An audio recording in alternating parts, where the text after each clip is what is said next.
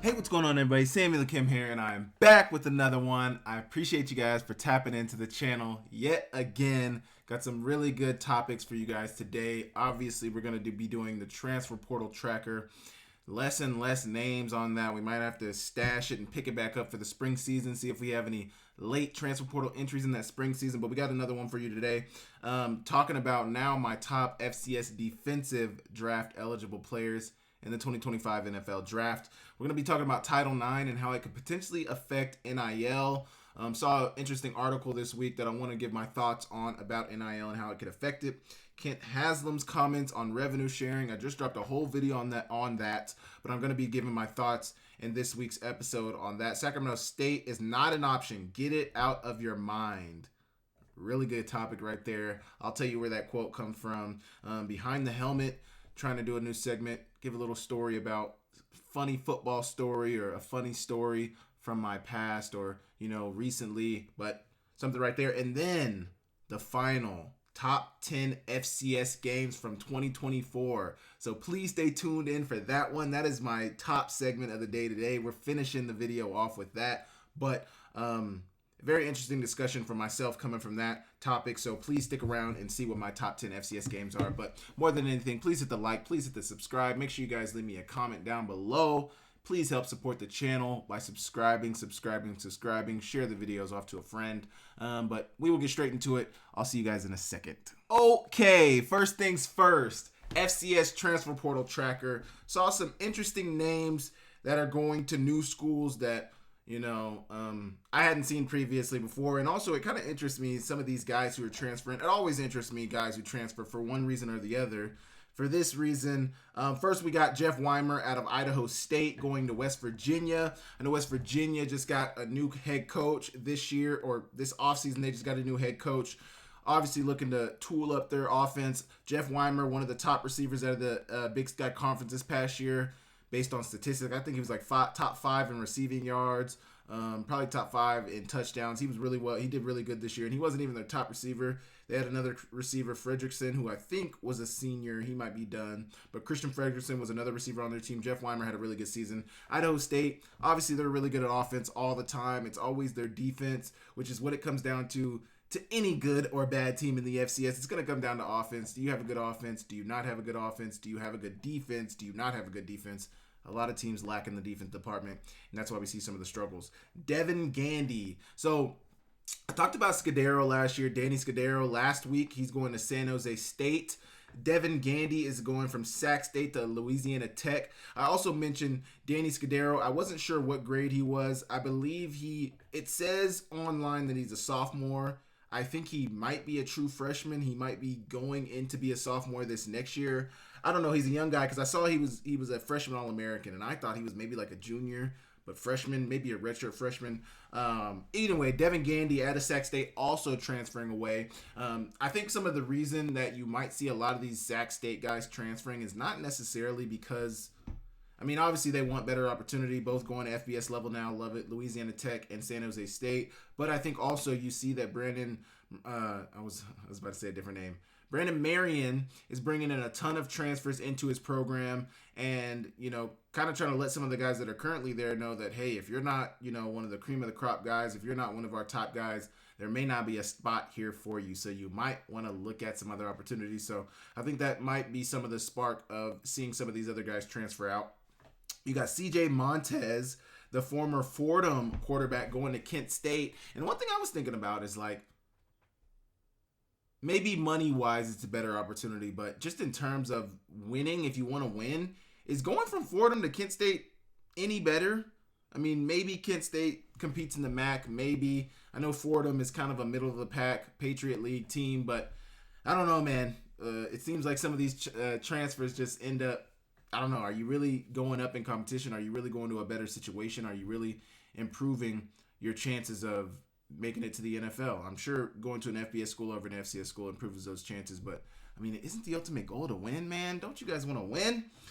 We got Logan George. So this one is pretty old. This was pretty early on in the transfer portal process, but Logan George out of Idaho State is going to Ohio State. That is probably the most premium transfer we've seen out of the Big Sky this offseason. You had a few go to Michigan State, so a few Big Ten guys go in there. But Logan George, defensive end out of Ohio State, I think it's rare. I don't want to say super rare, but it's not often that you see FCS edge rushers get pulled up to big Power 4 level, like Big Ten, SEC. It seems like a lot of times those guys are dropping down because I feel like if you have a really good edge rusher at the FBS level, you're going to keep them up there. Now you're getting one from the FCS level going up. I mean, I guess it happens that you get them from the FCS level to go FBS. Obviously, if they show they have the talent, they're going to go. But I don't know. I don't see this often. Logan George, I'll be very interested to see how he's able to do at Ohio State. You got Zach Calzada, also an old one, and I talked about him last week. I couldn't find him on the list. But Zach Calzada going from Incarnate Word to Kentucky. I know he was at Texas A&M. I think he was also at Auburn before he ended up at Incarnate Word. Now he's going back to the SEC at Kentucky. I mean, man, it just seems like, man, these guys are going all over the place. Transfer to finally end up where is hopefully his final landing spot at Kentucky. Hopefully he's able to have a really good year at Kentucky and get into the NFL, which is most likely his ultimate goal. Last one, but certainly not least, we got BJ Fleming, wide receiver out of NAU. He's going to North Dakota. And at one of those FCS to FCS transfers, there aren't a lot of, the thing about looking at notable transfers for myself, looking at notable transfers and trying to figure out, some of these transfers, who they are, where they're going. I mean, I think it's worth saying that a lot of times, a lot of these guys who are transferring, it feels like the FCS to FBS guys are guys who are going to be known at the FCS level. The FBS to FCS guys are most likely guys who are not known at the FBS level. The FCS to FCS guys are most likely middle of the pack FCS guys that have some notoriety at the FCS level, but aren't good enough and don't have enough notoriety to go up to the FBS level. So it's kind of hard trying to think about the significance of some of these players because they don't really have, not that these players don't matter or, their stats don't matter, but it's like they're not big names. There's not a lot of information out on them all the time. So it's interesting doing some research. I mean, at the FCS level, it's always going to be interesting doing research because there's always going to be more information available. I feel at the Power 4 level, there's always going to be more people covering the teams. There's always going to be more news articles out. There's always going to be more videos out about them. I mean, it's always going to be more information out about some of these FBS teams over an FCS team, but that's the beauty of the FCS level. You got to really get down and dirty and do the research. You guys let me know what you guys think about some of those transfers. That's probably the last time I'll do that until probably the spring, April transfer portal window, if then. But yeah, you guys let me know what you guys think about some of those transfers, and I will move on. Okay, now we are looking at the top FCS defensive draft eligible players. My top defensive FCS draft eligible players. There's one in particular that is at the very top of my list, and it's probably at the top of a lot of scouts' list. David Walker, edge rusher out of Central Arkansas, absolutely dominated the Senior Bowl, has absolutely had an amazing past couple of seasons at Central Arkansas. Central Arkansas didn't have necessarily the year that they wanted to have last year, but David Walker is still a standout player, and, he's going to make a GM very, very happy. I don't know what his necessary comp would be. I can't remember the last time a really, really good edge rusher out of the FCS came out and got drafted, probably 4th or 5th round, because I think that's probably where David Walker's going to go, 4th or 5th round, 6th round. I think he's definitely going to get drafted. He was at the Senior Bowl. I think a lot of times when you go to the Senior Bowl, not that you're for sure going to get drafted, but I think your chances of getting drafted, and especially if you ball out and play well, your chances of getting drafted go up exponentially. David Walker's most likely one of those players.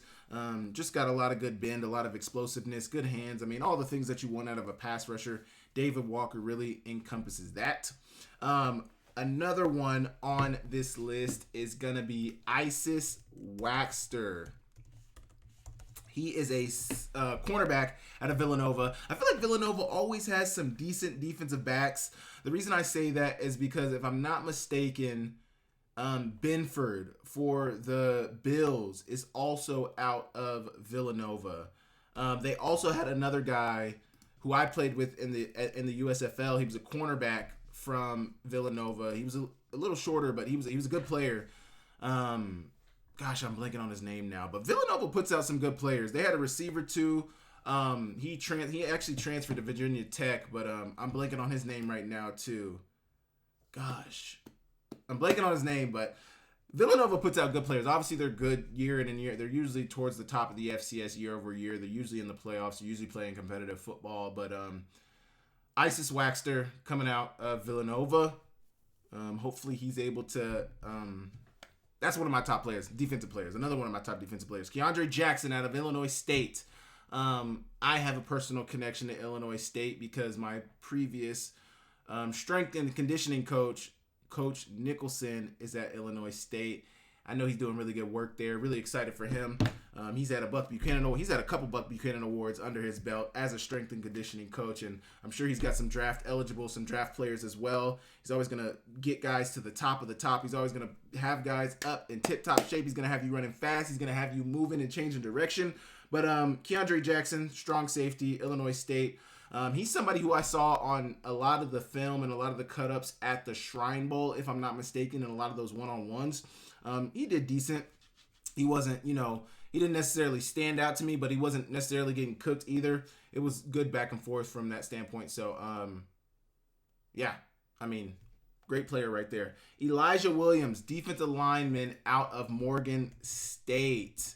I don't watch a lot of D-line play. I'm not a person who's, watching a bunch of D-line play, watching a bunch of D-ends. I'm not watching a bunch of defensive tape. I watch film. Obviously, I'm watching film, but a lot of times when I'm watching film, I'm looking at a receiver, I'm looking at a quarterback, might be looking at a running back, might be looking at a tight end. It's rare that I'm looking at defense.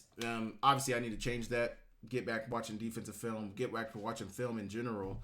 It's hard to find good FCS All-22 tape as well, though. You can't really get a good idea of these players, especially at the gosh, what am I saying? Why am I going blank? Especially at the HBCU level. The All-22 film is just so tough to find for FCS players. You got all the FBS film. I have Texas, Alabama, any FBS game you want to ask me about, I got it. The FCS games, though, it becomes very tough to get All-22 film, so you got to really have like a personal connection at a school, really, in my opinion, to get some good All-22 film. And that's what I would love to use to scout some of these players and look at some of these players. But, Elijah Williams, another player on that list. Elijah Ponder out of the Big Sky, particularly out of Cal Poly. He was one of the highly projected players coming out of Cal Poly to start the season. And, he's still up there. I can't remember. I don't know if he went to the Hula Bowl, Shrine Bowl, or if he was at any All-Star game. But I know he was highly projected before the season. I don't know if he had necessarily the season that he was looking to have. I don't know if he necessarily had the sack totals that you would want to see from a player like him. But, obviously he's got the intangibles in terms of the size, the weight, the speed. With a player like that, he's more so likely going to be a project for a team. If a team brings him in, they're hoping they can see the traits and the ability to learn the defense and the ability to have all that early on in camp or even in OTAs, mini camp, all that stuff. You bring him into training camp. Hopefully he makes slow improvements over every day of practice. And then, hopefully he gets a practice squad spot. He gets better, but I think you bring Elijah Ponder in. I think from the FCS standpoint, a lot of these guys you bring in, you're looking at them as like a project or, a developmental player. You're not necessarily looking at them to start immediately, but Elijah Ponder, he seems like, for me, somebody who definitely fits that role, got the size, got the ability, but, might not necessarily have the production that you would like or, have the skill set that you think you can teach him at the NFL level. But also, let me touch base on that as well. I got one more player on here, but I want to touch base on this real quick because I feel like you see the players who don't work out at the NFL level, like you see the currently the Anthony Richardsons, you see the Zach Wilsons, you see all these. Let's just take the quarterback position for example. You always get these guys in the draft that so many people are going to salivate over and are going to draft very, very high because of some of the skill sets that they show. And this organization necessarily thinking that, oh yeah, like we're going to be the ones that turn him around. We're going to be the ones that teach him and show him the things that he needs to do in order to be great. But it's like, why, if he doesn't have it at this point at 22, 23 years old, sometimes 21, 20 years old, if he doesn't have it at this late in his career, starting his professional career, obviously it's 4 years of high school, 3-4 years of college, maybe 5 at today's age, 6-7 years of college.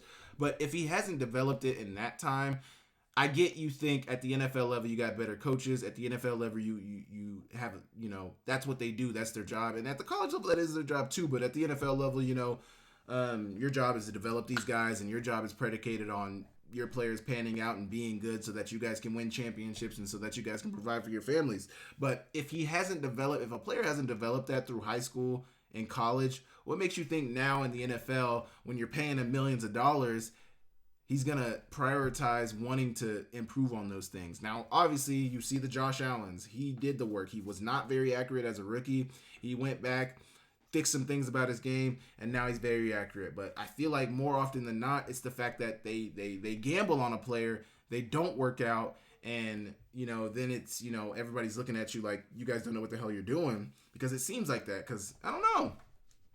But then you get the more proven pieces that may have played extra time in college, and they're looking at them like they're an old man. It's like, oh, you're 23, 24, like, we're not going to draft you, even though you have everything we're looking for.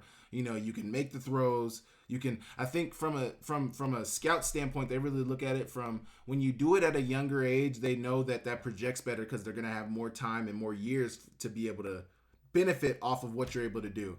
But as an older person, as an older player, it's like once you come up on your second contract, you're almost 30. Like, I don't know, the NFL and NBA are very, very scared of older players, no matter what it looks like, what form it looks like. They're scared of older players, and it's funny because I feel like the older players are the ones that are going to come in and be able to be a little bit more productive than a young guy who may have the intangibles in terms of the arm strength or being able to throw at different arm angles, being with the accuracy and whatnot, but they may not have the mental game. They may not be able to process the game. But an older player who does have the stats, who does have the numbers, and also has the intellect is somebody who you probably do want to, I don't know. But, like Michael Penix, he got drafted 8th overall last year. And, he was a pretty old player. And obviously he's now starting for Atlanta. So, I don't know. It can go both ways. There's been good examples of guys who are older turning out, and there's been good examples of guys who are younger turning out. It's so hard to project. Last player of my top defensive draft eligible players is Robert McDaniel, safety, Jackson State. In all fairness to everybody who's watching this, I need to be better about watching defensive film. I need to be better about watching defensive tape. So I don't have a lot of information about these guys, not only because there's not a ton of information out about these guys, but also because obviously, I haven't watched a ton of them, especially, I haven't watched any of these guys. I've watched David Walker a little bit, and I've watched Elijah Ponder a little bit, but Elijah Williams, Keandre Jackson, I've seen Keandre Jackson a little bit too, but Isis Waxter, Keandre Jackson, and Robert McDaniel and Elijah Williams are guys that I have not watched.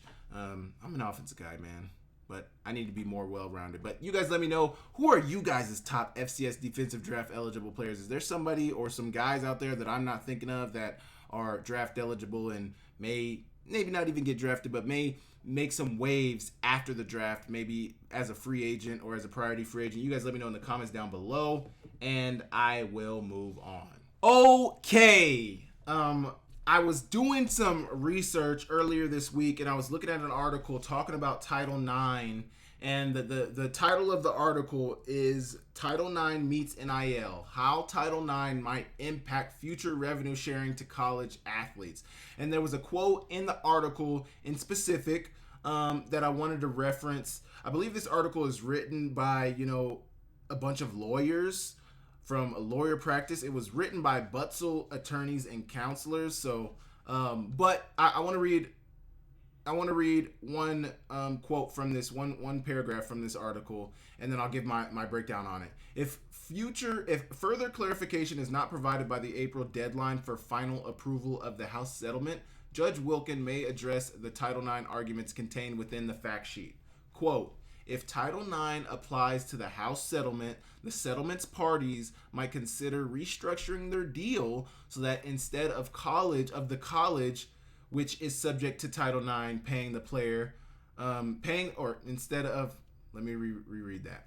If Title IX applies to the House settlement, the settlement's parties might consider restructuring their deal so that instead of the college, which is subject to Title IX, paying their player would be the conference or NCAA, neither of which courts have held is governed by Title IX. So basically, Title IX is a government entity basically that is encompassing fairness. It talks about fairness at the college level. Fairness in scholarships, fairness in opportunities, fairness in all of that. Fairness. Title IX. When you think of Title IX, think fairness, think equity, think equitable treatment, think fairness and opportunities, all of that stuff. Title IX equals equity. Title IX equals fairness. So that is a college bylaw that governs basically scholarship numbers, amount of money being paid out, and it all has to be equitable. It all has to be equitable at the college level. So in that, basically what they're saying is, with the revenue share model coming down,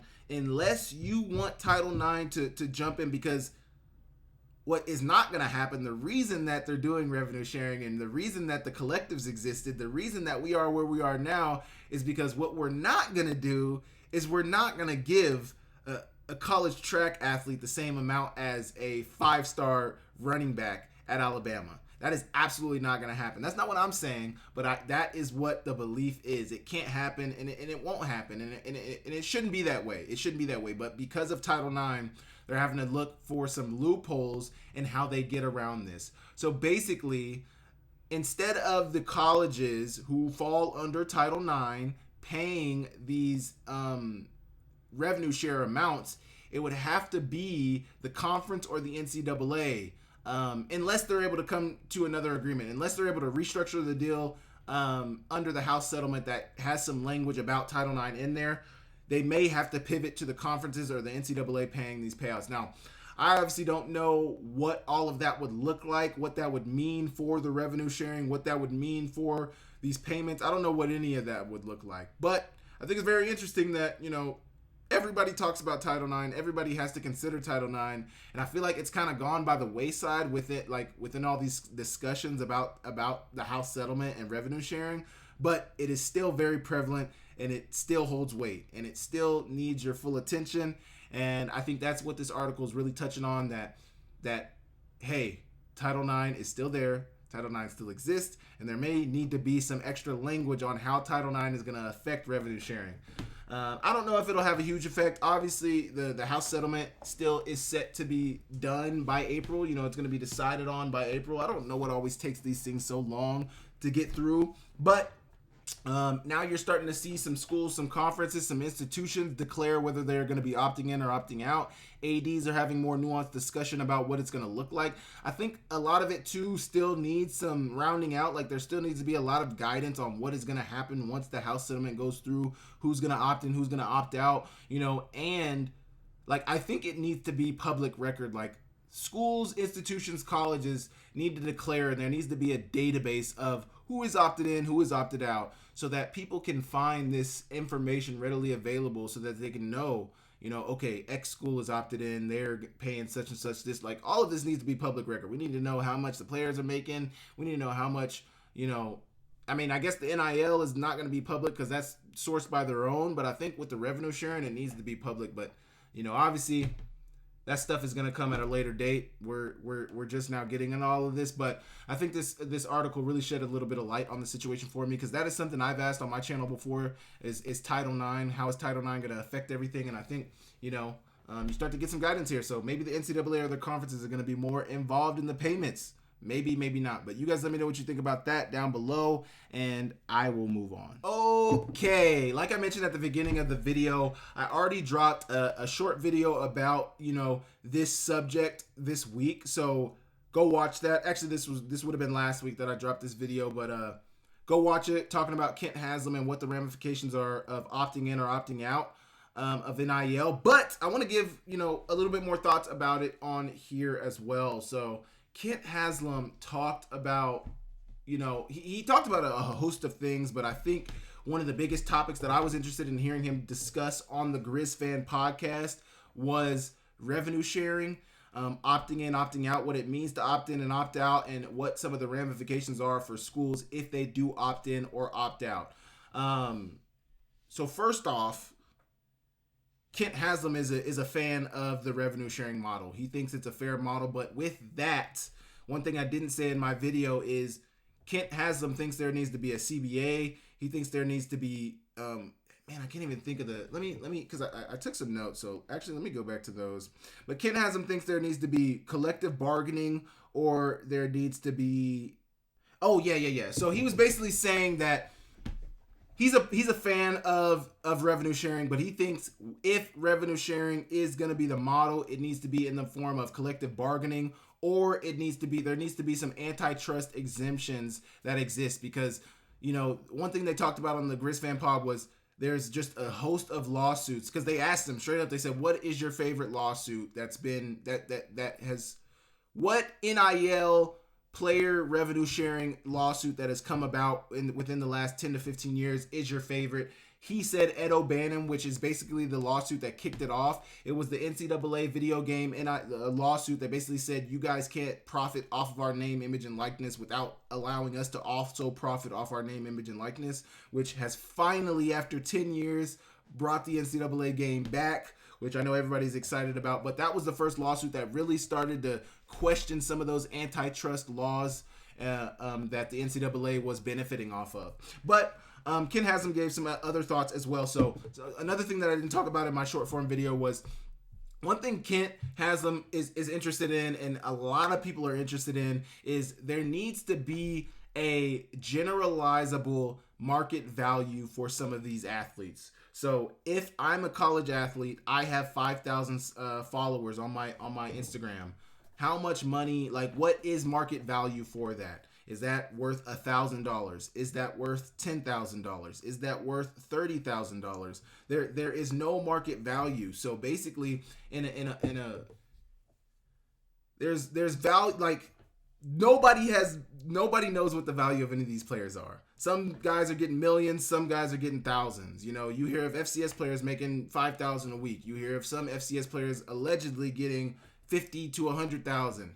I think the FCS numbers are more accurate than the FBS numbers, but I mean, some of the numbers that these FBS guys are being thrown around are absolutely crazy. And I think that's what Ken Haslem is talking about, because he actually mentioned on the show where he said, a kid with 500 Instagram followers isn't really worth anything. Like you're not really appealing to any advertisers. You're not really appealing to any businesses. So from an NIL standpoint, which is name, image, and likeness, which is what all this originally was supposed to be about, was your name, image, and likeness, you being able to profit off your name, image, and likeness to make money.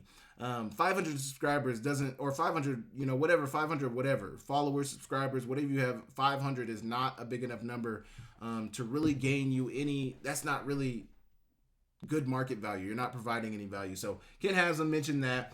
But, he did mention he is a proponent of revenue sharing. He also mentioned that basically if they did opt in to the revenue sharing model, which, Sac State was recently a school that said they were going to be opting in. The CAA, the Coastal Atlantic Conference, said as a conference they are going to be opting into the House settlement. So it'll be interesting to see what type of competitive advantage they're able to get from that, if there is. But basically the athletic department would replace the collective. So what he's meaning by that is saying, like, not that they would replace, but basically the way he kind of said it is they would basically merge, and because they're essentially going to be doing the same job. You guys are essentially a fundraiser for us to pay our players. If revenue sharing became a thing in the Big Sky Conference at Montana, basically good old Grizzlies, the athletic department would merge. I'm sure they'd probably keep Marcus. They'd probably drop some of their, whoever knows how the merger or whatever is going to work, but they'd probably end up coming together. You're going to keep fundraising, but this money that you're fundraising for is going to be directly paid to our student athletes. It's not, it's going to be directly paid to our student athletes. So I think that's really where he was going with talking about the collectives. I think, I talked about this a couple weeks ago as well. A lot of schools are disbanding their collectives. A lot of them are dropping them because they're anticipating the revenue sharing model. And Ken Haslem is mentioning the same thing. We won't need a collective anymore. The money's going to be coming from us. We don't need a third party. So yeah, another interesting, another thing that he talked about, which I was interested in, was them opting in as a conference or them opting in individually. He sees it as a competitive advantage to opt in. He sees it as, if you opt in, you're going to have a roster limit, so your roster is going to have to be smaller, but you have more flexibility within that, I believe. I think, you have to have your roster cut down by the start of fall camp, or by the start of the school year, I think, is when your roster has to be set. But Less roster spots, but you do have the ability to pay your players within the revenue sharing model. So there's pros and cons, obviously, to the revenue sharing model. But another thing he mentioned was you can opt in and you can opt out. So it's not just, okay, I opt in, I'm opted in for the next until revenue sharings no longer exists. No. You have to declare before, I think, the end of the spring season or whatever that is. Whatever, there's like a spring window I think they were talking about where you would have to opt in. But you don't have to stay opted in. We can opt in 1 year. We can opt out the next year. One of the biggest points that Ken Haslem made when asked if Montana would be opting in was, no, they're not. I mean, he doesn't see. Well, he never necessarily said no, they wouldn't be opting in. What he said was it doesn't make sense for them to be the first school to opt in.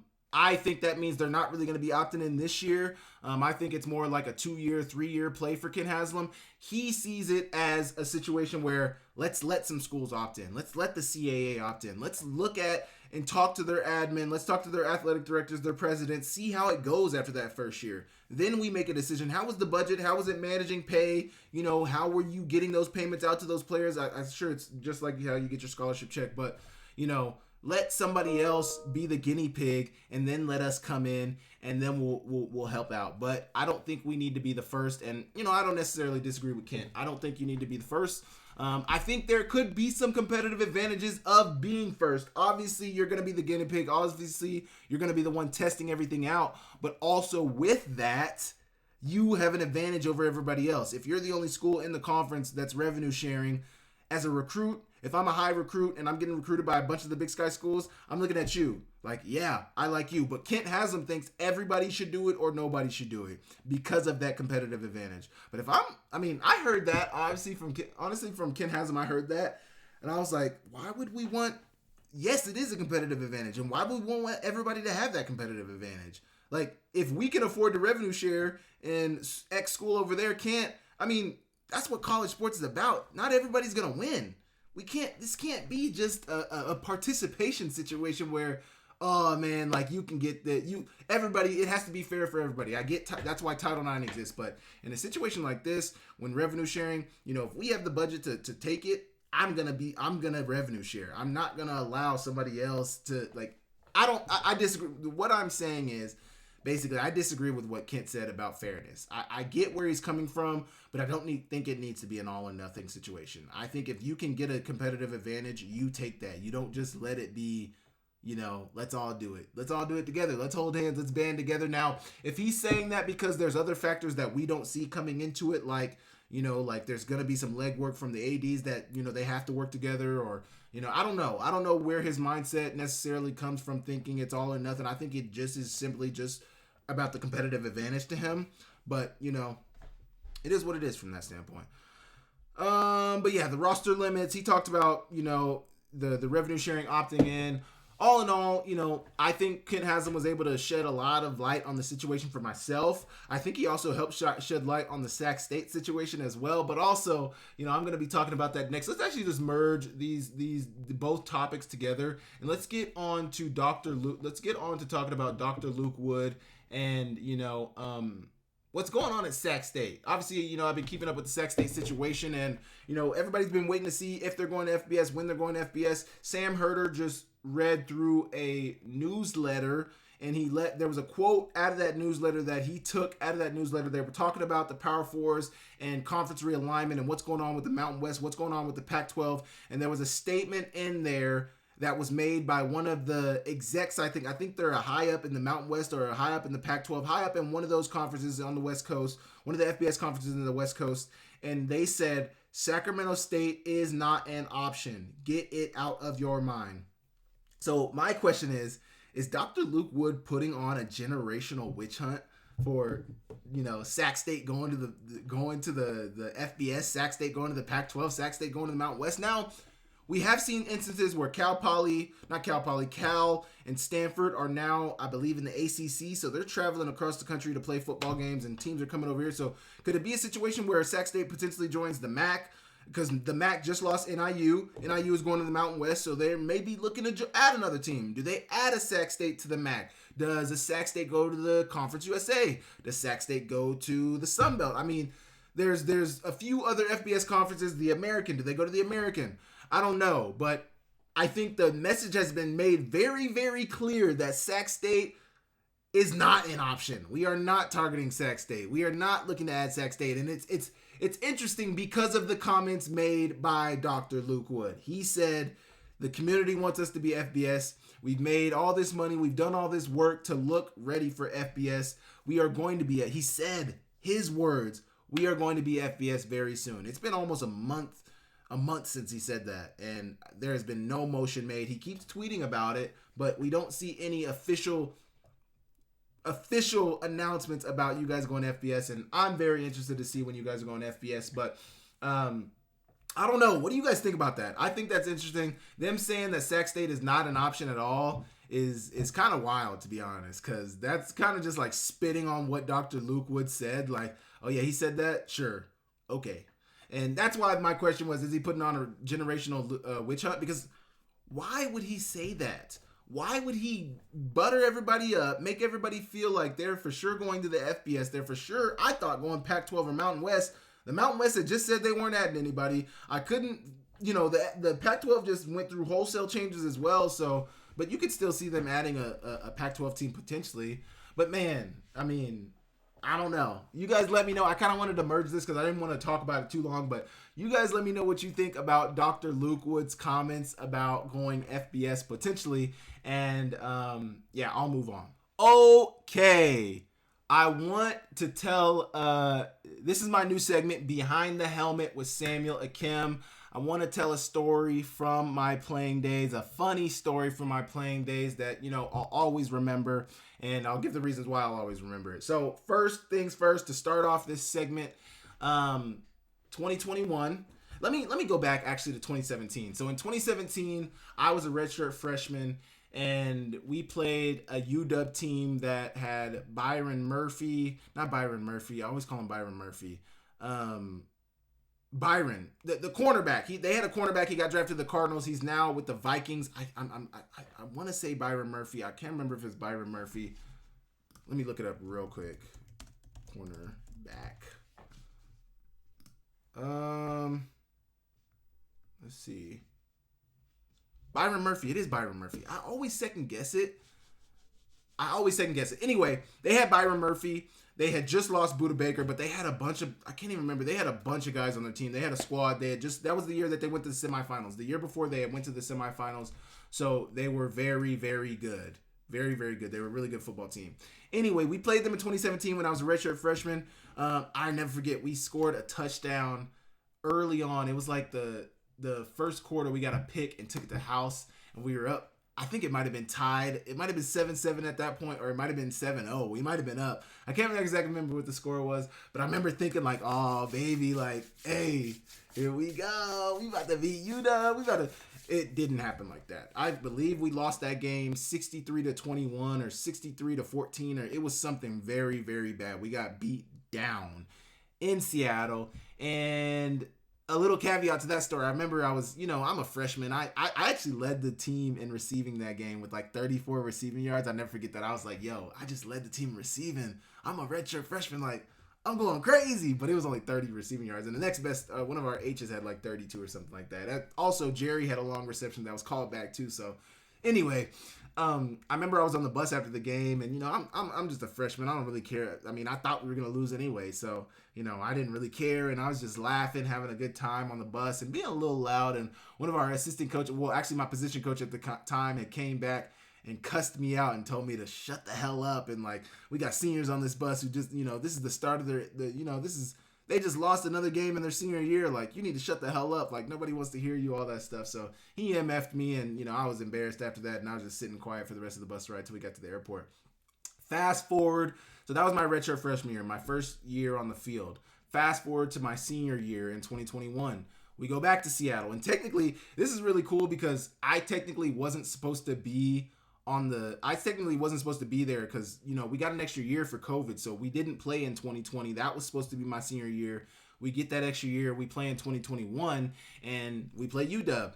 I remember telling everybody throughout the whole offseason, like, hey, boys, like, we can beat these boys. Like, we were watching film, and like, I was looking at them. I was like, man, like, we're ready. We have belief. 2017, I had zero belief. I did not think we were going to win. I thought if we could win, it would be awesome. In 2021, I expected to win. I felt that we could win, and I felt that we should win. And it's so funny, too, because you walk off the field after that game, and everybody's like, oh my gosh, you guys did it. They're all like hugging you, and it's like, it's amazing. And it's like, man, none of y'all thought that we could do it. Anyway, the part of this story that I thought of because of this is Kyler Gordon. I believe he's still with the Bears. He was a second-round draft pick. They had, that year in 2021, they had Trent McDuffie, who's an all-pro cornerback, Super Bowl champ, all-pro cornerback. They had him, and then they had Kyler Gordon on the other side, a second-round draft pick in that same draft. Just, I mean, ridiculous talent on the defensive end, at least at the cornerback position. But the rest of their squad, their offense wasn't great. Their offensive line wasn't great. They struggled. I never forget, it was late in the fourth quarter. It might have been after we took I think we had the lead at this point. It was either 10-7 or 13-7 at this point. I'm lining up across from Kyler, and he's just, I mean, he didn't seem to take it too serious. He seemed very relaxed about it, and he seemed like he didn't care that much, but he was kind of like chuckling to himself, and he's like, damn, man, like he's walking up to the line. I'm lined up, and he's walking up to me, and he's like, damn, man, like we're really about to lose this game. And I remember I laughed. I was like, yeah, bro, like, I can't believe we're about to win. Like, I'll never forget, like, he was so nonchalant about it, like, dang, bro, like, we're really about to lose to y'all. And I was like, yeah, dog, like, I know. Because the reason I tell this story all the time is because I remember 2017.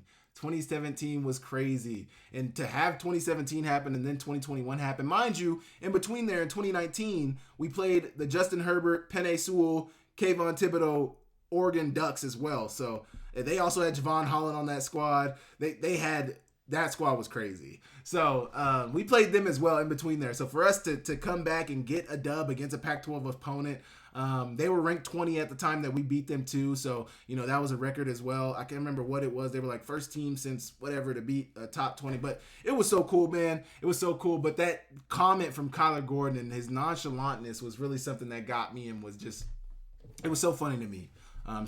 So that's behind the helmet. Maybe it won't be as long every time. I'll think of some interesting stories that I can tell you guys that are appropriate, obviously. But yeah, let me know what you guys think about that.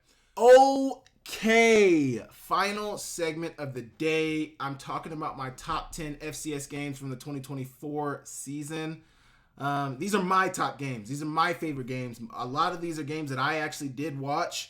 I saw a lot of games while I was doing my research. I saw a lot of games that looked like they were good games, and, you know, I'm sure they were awesome games to watch, but, you know, I didn't watch those. So I'm very sorry. I'm pulling up the scores right now because I want to give some thoughts as I'm going through some of these games. I want to go and find them. But, so number one on my list, and this is a ranking. This is ranking. This isn't just free fall games. These games are ranked. My number one game from 2024 from the 2024 FCS football season was NDSU versus South Dakota in week 13 of the regular season. NDSU lost to South Dakota 29-28. I did a breakdown on this game. You guys know, if you watched that game, if you haven't watched that game, you obviously don't know, but if you have watched that game, you know that game was absolutely bonkers. I mean, that game came down to the wire, making plays late into the game. I mean, it's just freaking, like, come on, man. Just an awesome game. Just an awesome game. If you haven't, go watch that. If you haven't, go watch my breakdown of that game. It was an awesome outcome of that game. Sorry, I'm trying to find the stats. I'm trying to find the numbers from this game, and it's evading me right now. But just an incredible game. Cam Miller did everything he could to win that game. It just felt that Aiden Bauman and their number one receiver in that game, Javion Phelps, were on a mission to win that game. Javion Phelps had 3 catches for 79 yards and a touchdown. I'm almost certain those 3 catches were all in the end of the game in that last drive. I know 2 for sure. The touchdown catch was on that last drive, and there was another catch on that drive as well. I think the other catch might have been the drive before, but it might have been that drive too, because I think all 3 of his catches in that game were on that last drive. Either way, just an amazing game. Amazing game. The number one team in the country at that time, the eventual national champion in North Dakota State, loses to South Dakota on a last minute. You know, it was just a busted coverage from the corner. The corner bet on the seam route, and it ended up, I mean, just go watch the breakdown. I broke down, you know, my thoughts about the end of that game situation, but crazy. Remember, this is a ranking. So number 2 on my list, Montana State versus North Dakota State, the national championship. NDSU won that game 35-32. Obviously, the beginning of that game was kind of an out. NDSU was blowing out Montana State, but Tommy Mellott and the boys ended up making it a close game, and they ended up losing by 3. They had some opportunities to win that game. Should have punted it before halftime. I'm not going to give my thoughts. You guys can go watch my recap of the national championship if you want to hear my thoughts about that, but should have punted it at half. Should have completed a pass late in the third quarter or early in the fourth quarter on a third down. Should have completed it. He didn't. There's a few missed opportunities in that game that you look back on, and they really hurt you in that game. But all in all, 2 of the best quarterbacks, 2 of the Walter Payton Award finalists, Tommy Mellott being the winner, Cam Miller being the runner-up. It ended up being a great game. It ended up being the type of national championship that you want to see, a 3-point game coming down to the wire. Somebody's got to make a play in order to win. That's what you want your national championship game to be. Under the lights on Monday night, it was an awesome environment, awesome game. That is my number 2. Number 3, there's a lot of NDSU on here. They played a lot of close games and a lot of good football this year.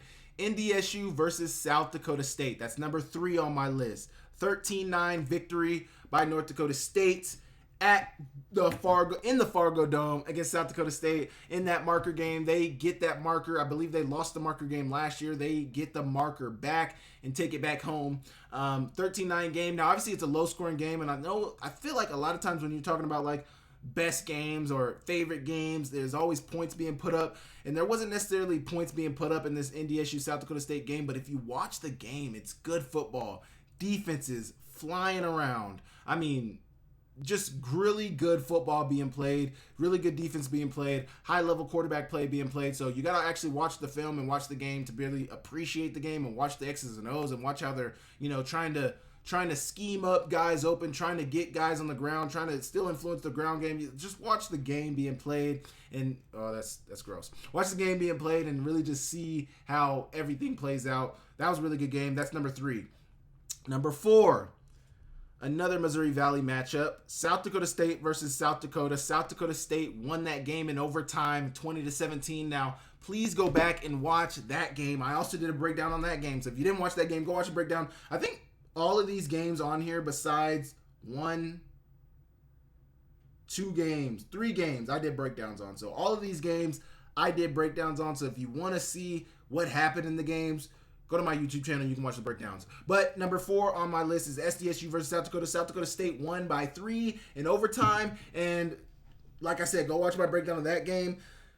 South Dakota had a chance to win it in regulation. They bring in their Wildcat quarterback who they run with. They were just going to run it downhill. I think they were already in field goal range. They were just going to try to get a little bit of extra yardage, try to straighten up the kick, make it an easier kick for the kicker. He drops the snap, and that just ruins everything. So he dropped the snap. They then have to scramble, and he still had not. It wasn't a he dropped the snap and it pushed them back a few yards, but he still had an opportunity to hit the kick. The next, when they did kick the kick, he missed the kick. So South Dakota kind of sold right there. It was still a good game though. South Dakota versus South Dakota State, 2 of the top ranked. I think they were both ranked top 5 at the time.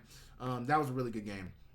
Number 5, Montana State versus UC Davis. Montana State won that game 30-28. Another game under the lights in Davis, California that came down to the wire. Montana State really seemed like they were going to, handle things. They really seemed like they were going to run away with it. And UC Davis had other things in mind. Lan Larison started making plays. Chaz Davis made some plays. Miles Hastings made some plays. Their tight end, Williams, made some plays. Everybody started to make plays. They really started to ball out. And UC Davis fought back, but they went for 2. They targeted, Lan Larison, who is the last person everybody is watching Lan Larison on a 2-point conversion to tie the game to go to overtime. That is the last person you throw the ball to. They threw it to him. It got picked. They lost. But another really good game under the lights. They actually had got an onside kick too. So, they went for a second onside kick and didn't get it. But to even be in that position, I'm almost certain they had got that first onside kick. So pretty wild game. That was a really, really wild game. Should have went to overtime, I felt, but didn't go to overtime.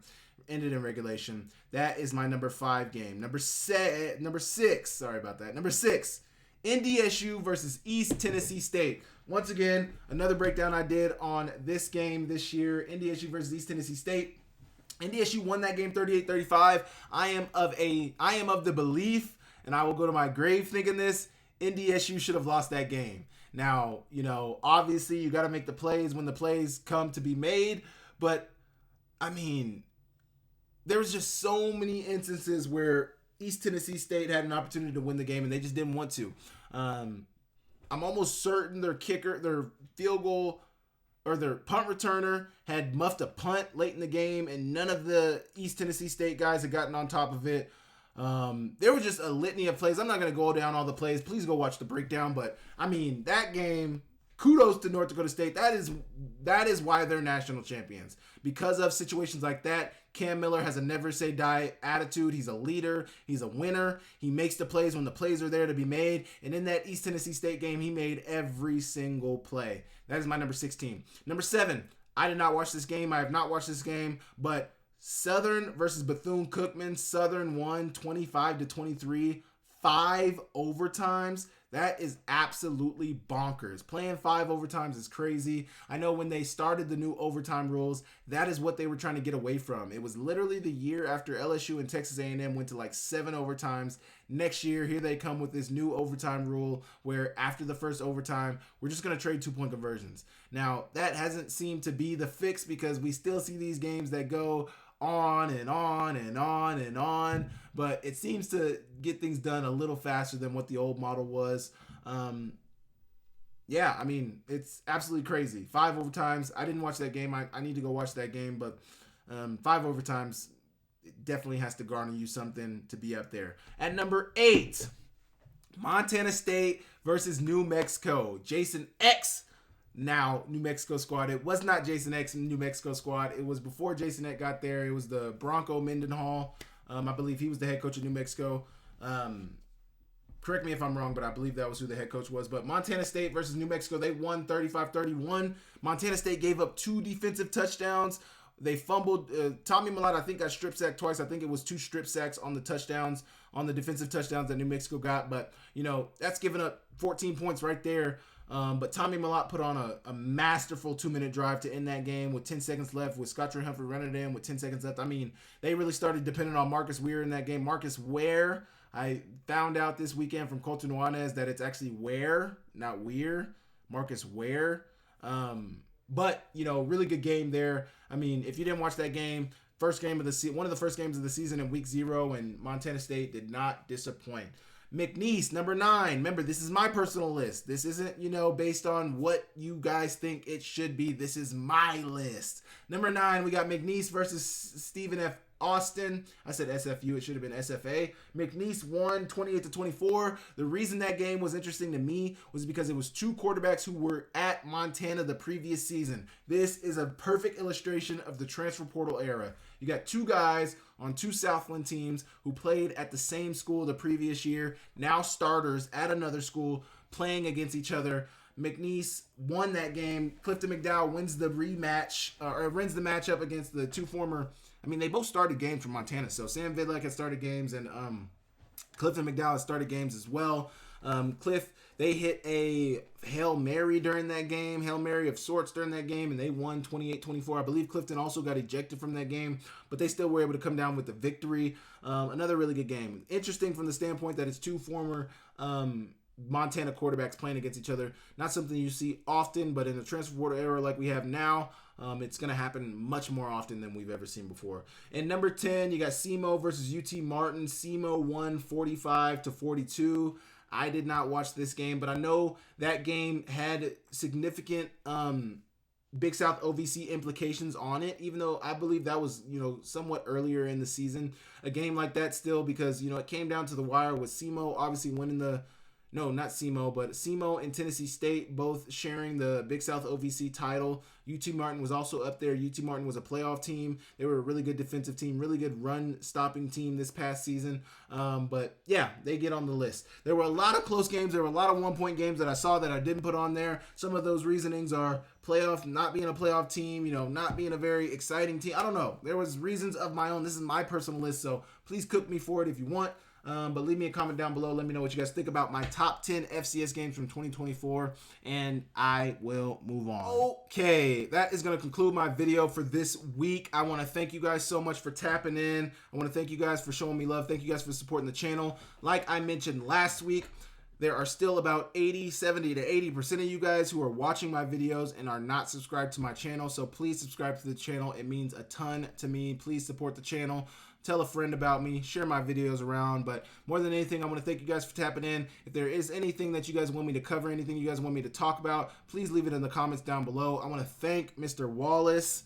Kurt, appreciate you so much for, I didn't even know that Kent had discussed that on the Grizz Fan Pod video. In all fairness to the Grizz Fan Pod boys, I hadn't even watched that video with Kent Haslem, and I should have. It was an awesome episode. So Grizz Fan Pod guys, really good job of getting Kent Haslem up there. That was a great interview, and that was awesome. But yeah, I appreciate you guys. Like I said, I do read your comments. I appreciate you guys for leaving comments. Those who do, I appreciate the support you guys show. Off season is fully ahead of us, so you guys know what that means. Leave me a comment down below. Make sure you guys like the video. Make sure you guys subscribe to the channel, and I will catch you guys next time. See you later.